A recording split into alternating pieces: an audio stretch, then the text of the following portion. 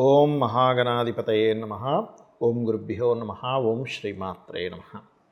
అరుణాం కరుణాతరంగితాక్షీం ధృతపాశాంకుశపుష్పబాణచాపాం అనిమాదిభిరావృతాం మయూకైః అహమిత్యేవ విభావయే భవానీం. శ్రీమాత్రే నమః.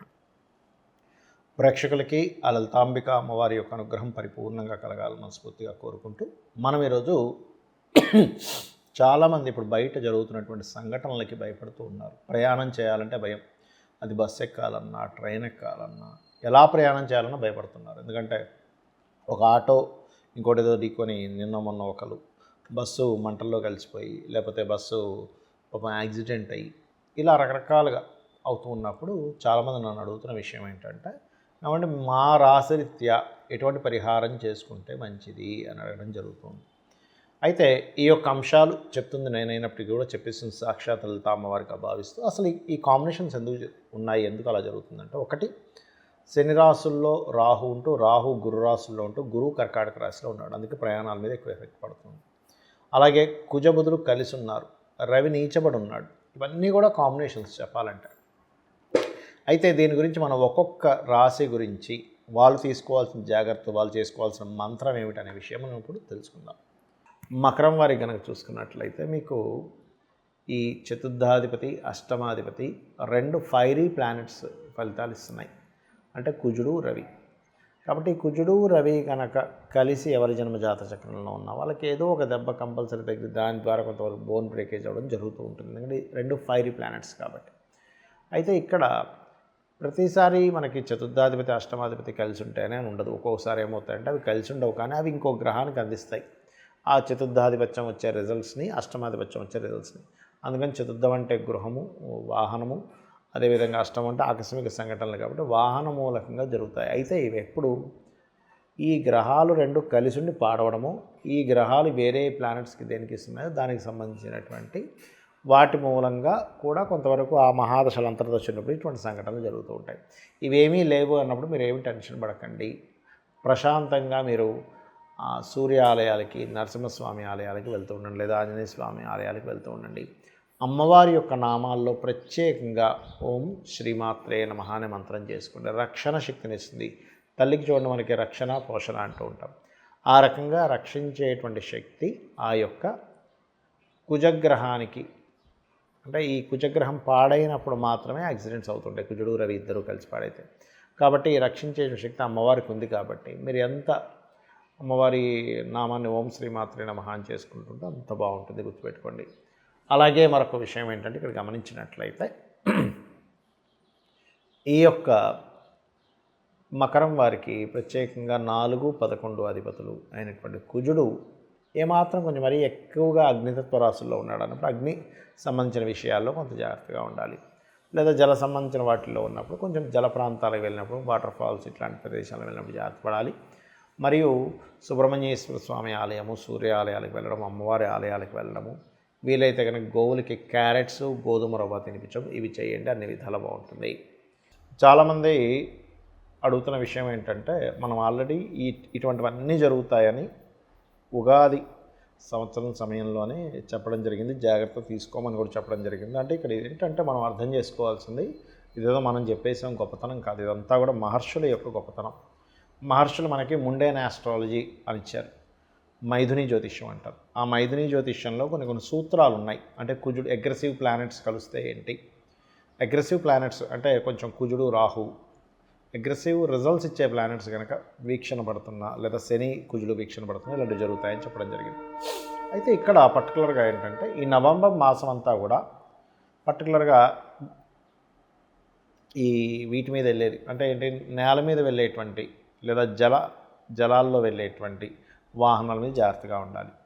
నవంబర్ 12 నుంచి పర్టికులర్గా మీరు వాయువు అంటే ఏంటి, ఫ్లైట్స్ మీద వెళ్ళేటువంటి వాటిల్లో కూడా జాగ్రత్త పడాలి. అంటే ఫ్లైట్ జర్నీస్లో వెళ్తూ ఉంటారు. ఎందుకంటే అది మే ఎండింగ్ వరకు ఉంది.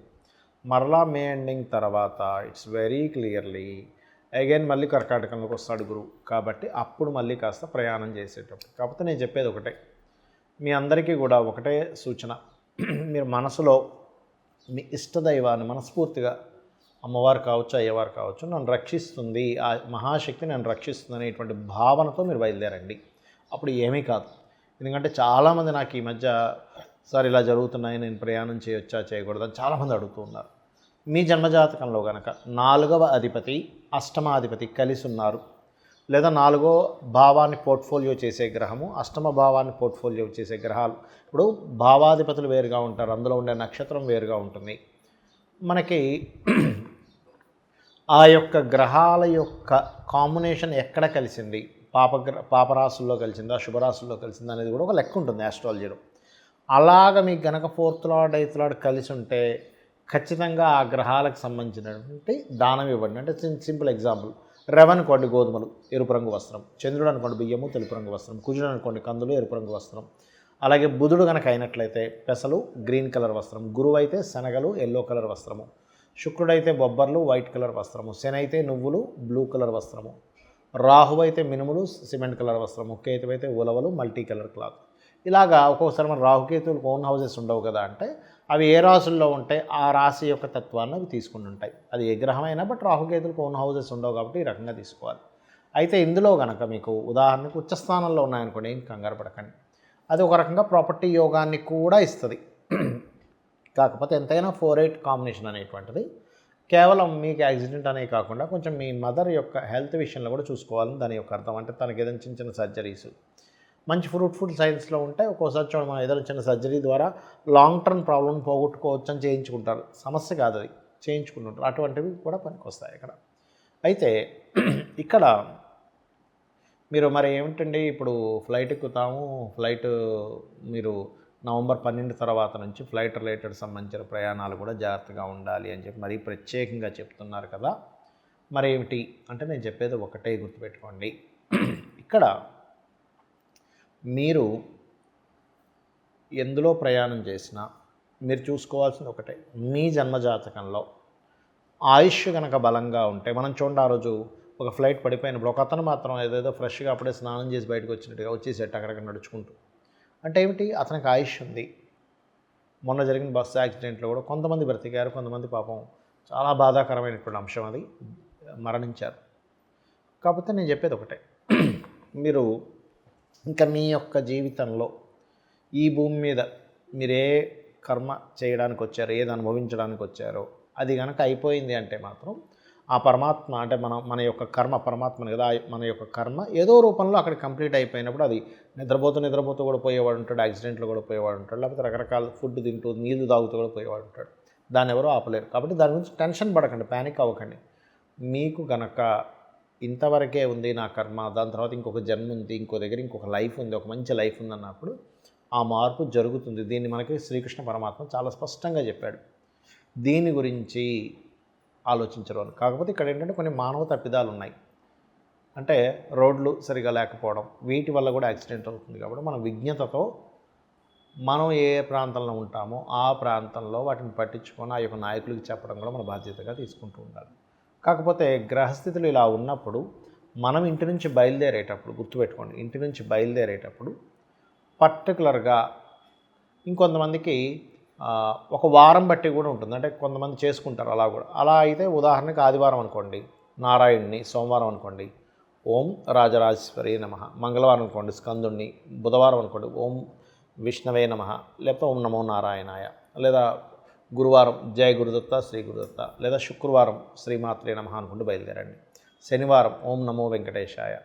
ఆ రకంగా కూడా మీరు బయలుదేరవచ్చు ఇంటి నుంచి. ఖచ్చితంగా మీరు ఇబ్బంది అనేటువంటిది తగ్గుతుంది, ఎటువంటి యాక్సిడెంట్స్ పాలవకుండా ఉంటారు. శ్రీమాత్రే నమః.